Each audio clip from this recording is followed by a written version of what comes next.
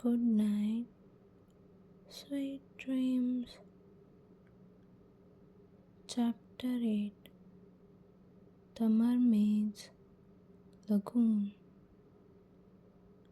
The lengthy summer days were spent by the children mostly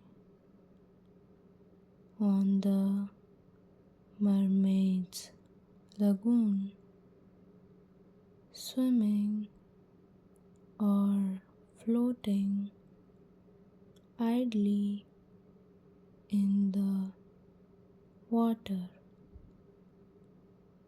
and playing mermaid games. They also frequented Marooners Rock where they loved to bask. The most difficult time at this lagoon was at the turn of the moon when strange wailing cries were heard.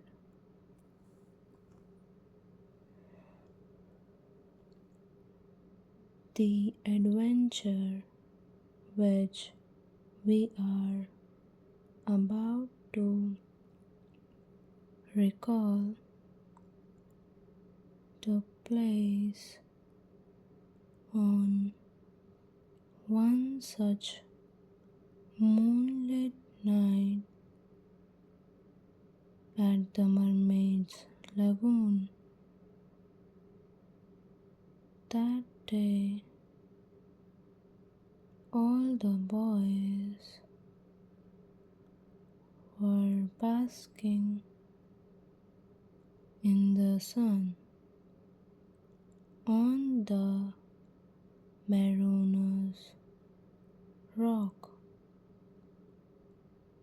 This rock was about the size of their bed, and the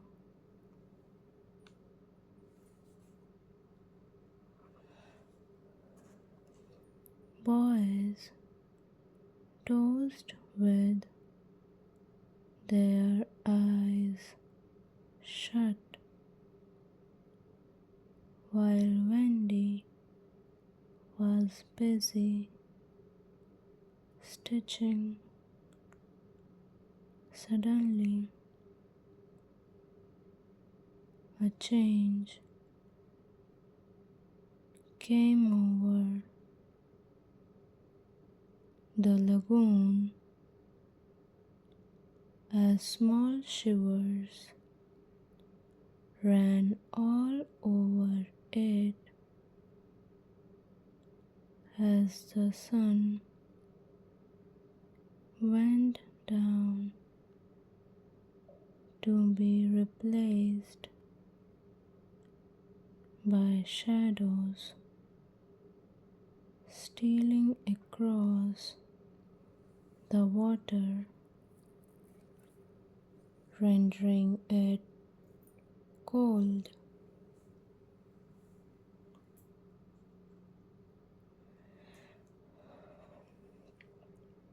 Wendy discovered that she could no longer see to thread her needle, and that the lagoon, which had always been such a friendly place had turned hostile and fearful. Wendy knew that night hadn't approached yet, but it seemed that something similar as dusk as night had arrived.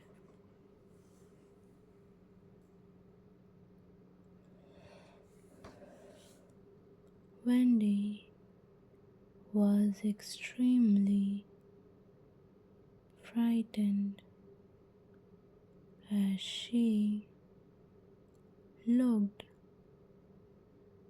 at the sleeping boys. She let them sleep even as she heard the sound of approaching oars. Thankfully, there was one among the boys who could sense danger even with his eyes closed. Peter jumped up and roused the others with his warning cry. Pirates!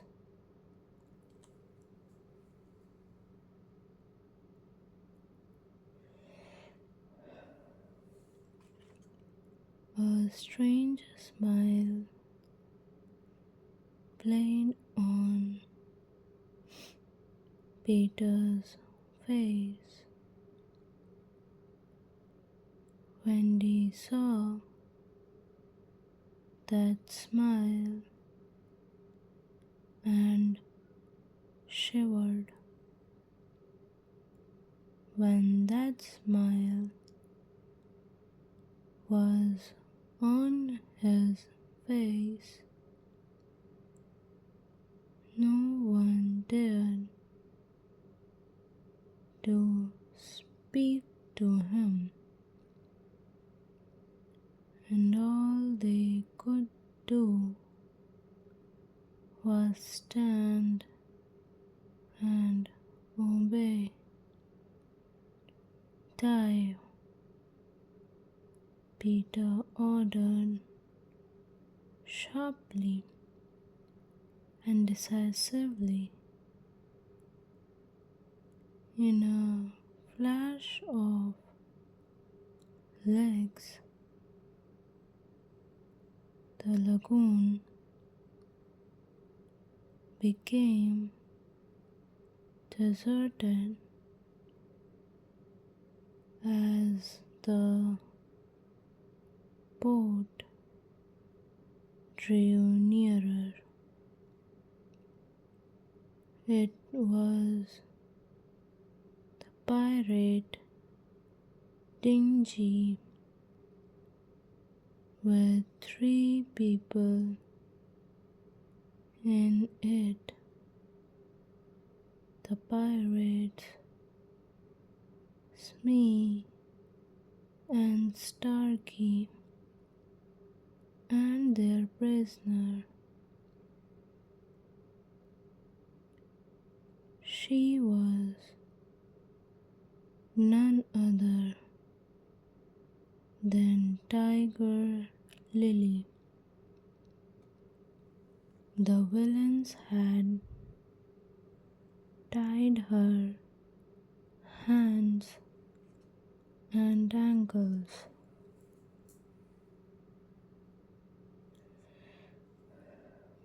and would leave her on the rock to drown and perish. Yet her face was emotionless. She was the daughter of a mighty chief and must die as a chief's daughter. The pirates missed the rock in the gloom and crashed their dingy into it. Love, you lubber, Smee's Irish voice shouted. Here's the rock. What we have to do now is hoist the redskin onto it and leave her to drown.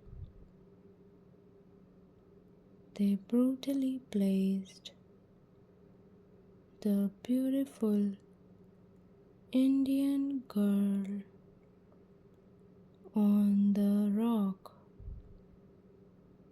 and she was too proud to offer a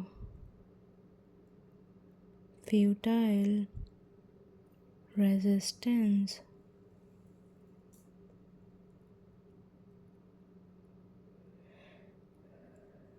Very near the rock,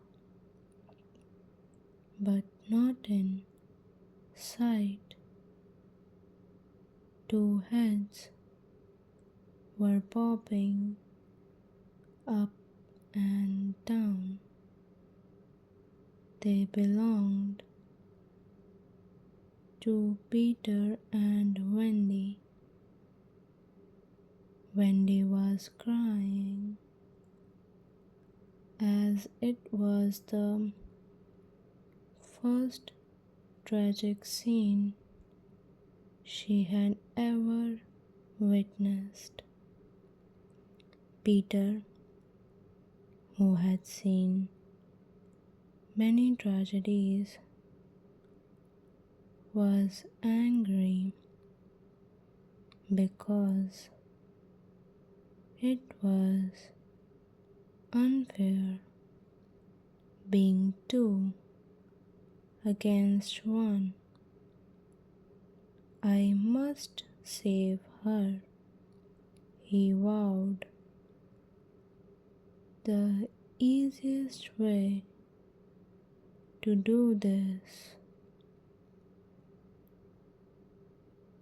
would have been to wait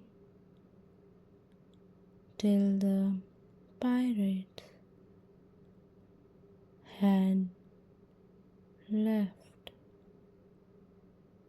but knowing Peter Pan, he never chose the easy way. Nothing seemed impossible for him.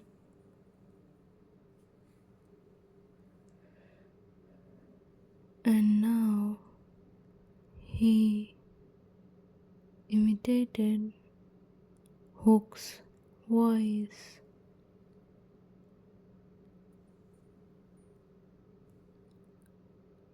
Ahoy there, you lubbers, he shouted. It was a perfect impersonation. The captain. The surprised pirates exclaimed, looking at each other. I think he is swimming towards us, Starkey declared. Captain, we are putting the redskin on the rock, Smee shouted. Good night.